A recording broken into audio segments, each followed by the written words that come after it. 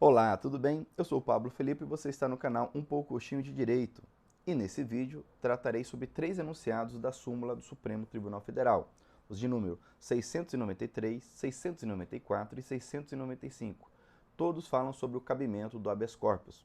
Esses três enunciados foram aprovados em 24 de setembro de 2013.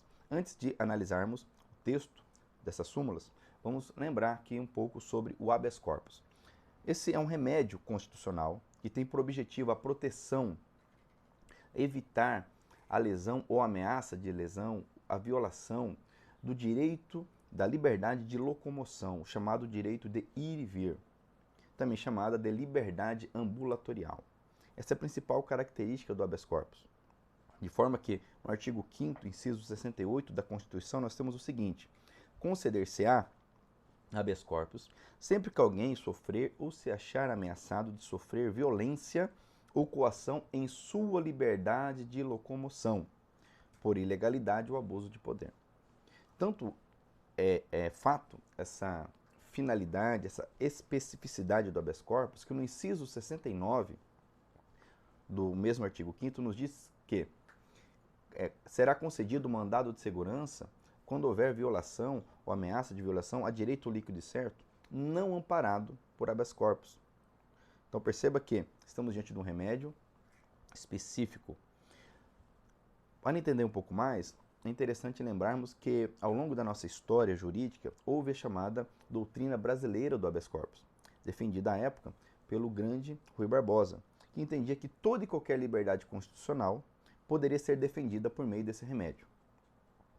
Isso vigorou, prevaleceu em nossa doutrina, em nossa história jurídica até por volta de 1926, quando então começou a ficar clara a compreensão de que o habeas corpus ele deve ser usado apenas para a defesa da liberdade de locomoção. Ok? Muito bem. Importante ainda compreender que quando do manuseio do habeas corpus, assim como de outros remédios constitucionais, o verbo a ser utilizado é impetrar. Então, nós temos aí o ato de impetrar o habeas corpus. Quem o faz é o impetrante, ok? A autoridade, ou aquele que está coagindo ou violando a liberdade, é o impetrado, ok? E o beneficiado é o paciente. Importante entendermos ainda que, no Código de Processo Penal, o habeas corpus está previsto entre os artigos 647 e 667. E aqui há uma observação muito importante. Ao fazermos uma análise sistêmica do Código de Processo Penal, nós vamos entender o seguinte, que o Código trata o habeas corpus como recurso, porém ele não é recurso. Ele está previsto no livro 3 do CPP, que trata sobre nulidades e recursos, e no título 2, que trata especificamente sobre recursos, e no capítulo 10 desse título 2. Porém, essa é uma tecnia. O habeas corpus não é recurso, ele é uma ação autônoma de impugnação. E qual é a diferença? Quando eu falo em recurso, nós estamos falando de uma mesma relação processual.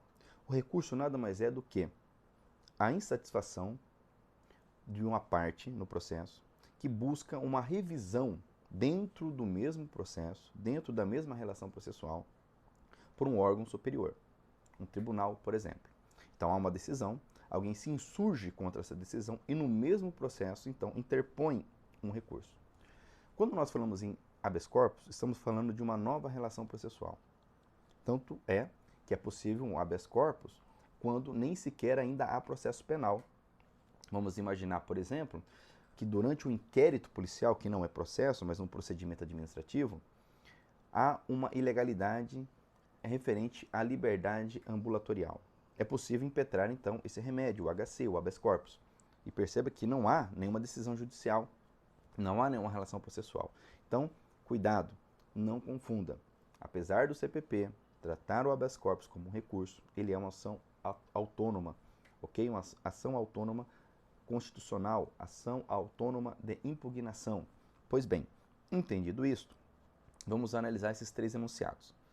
Então diz a súmula 693 do STF que não cabe, ou seja, não é possível impetrar habeas corpus contra uma decisão condenatória a pena de multa ou relativa a processo em curso por infração penal a que pena pecuniária seja a única cominada. Ou seja, se o risco da condenação é uma pena de multa ou uma pena pecuniária, não há que se falar em habeas corpus. Por quê?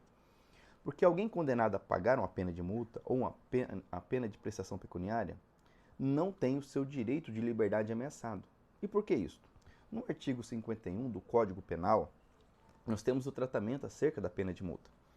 E até 1996, era possível que alguém condenado à pena de multa, caso não pagasse, essa pena seria convertida em detenção. Ocorre que em 96 houve uma mudança, de lá para cá também, em 2019, tivemos outra mudança no artigo 51, mas desde 96 não há mais a possibilidade daquele que é condenado à pena de multa ou prestação pecuniária possa ter essa pena convertida em prisão. Olha o que diz o artigo 51. Transitada e julgada a sentença condenatória, a multa será executada perante o juiz da execução penal e será considerada dívida de valor, aplicáveis às normas relativas à dívida ativa da Fazenda Pública, inclusive no que concerne às causas interruptivas e suspensivas da prescrição, já com redação da lei de 2019. Então perceba que, por não haver, na condenação à pena de multa, ou a pagamento de prestação pecuniária, por não haver nenhum risco, nenhuma ameaça à liberdade de locomoção, nesse processo penal, ou mesmo eventual inquérito, ok, que apure um crime que tenha por pena a multa ou a prestação pecuniária, não há que se falar em impetração de habeas corpus. Caberá aqui, por exemplo, recurso ou mesmo um mandado de segurança. Lembra que o artigo 5º, inciso 69, nos diz que consider-se-á mandado de segurança quando houver ameaça a direito líquido e certo não amparado por habeas corpus? Ok? Pois bem, passando para os outros enunciados. A súmula 694 diz que não cabe habeas corpus contra a imposição da pena de exclusão de militar ou de perda de patente ou de função pública. Muito embora seja possível analisar a legalidade, por meio de habeas corpus, de uma pena no âmbito da justiça militar, o fato é que, se essa pena, se essa sanção não for contra a liberdade de ir e vir, não há que se falar também em habeas corpus. Se a pena for a perda da função, olha, alguém que perde a função, alguém que é excluído do quadro dos militares, alguém que perde uma patente, tem a sua liberdade de locomoção ferida ou ameaçada. Da mesma forma, nos diz a súmula 695 que não cabe habeas corpus quando já extinta a pena privativa de liberdade. Ou seja, alguém foi condenado a pena de prisão, seja reclusão, detenção. Porém, essa pena foi extinta, ou porque ele cumpriu, ou por outro motivo qualquer. Eventualmente, se essa pena já extinta foi ilegal, foi ilícita, foi abusiva, não cabe habeas corpus. Por quê? Porque a liberdade de locomoção também já não está mais correndo risco, não está mais ameaçada. Então nós teremos aqui também que manusear outro remédio, outro instrumento, quem sabe uma revisão criminal, mas não há que se falar em habeas corpus. Ok? Então, para concluir, tenha sempre em mente isto.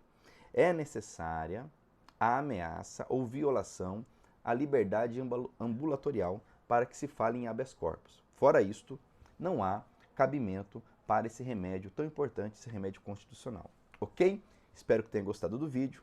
Te convido a curti-lo, te convido e agradeço por estar inscrito em nosso canal e também peço que deixe os seus comentários, pois eles sempre são muito bem-vindos e sempre acrescem ao nosso canal, ok? Muito obrigado e até a próxima.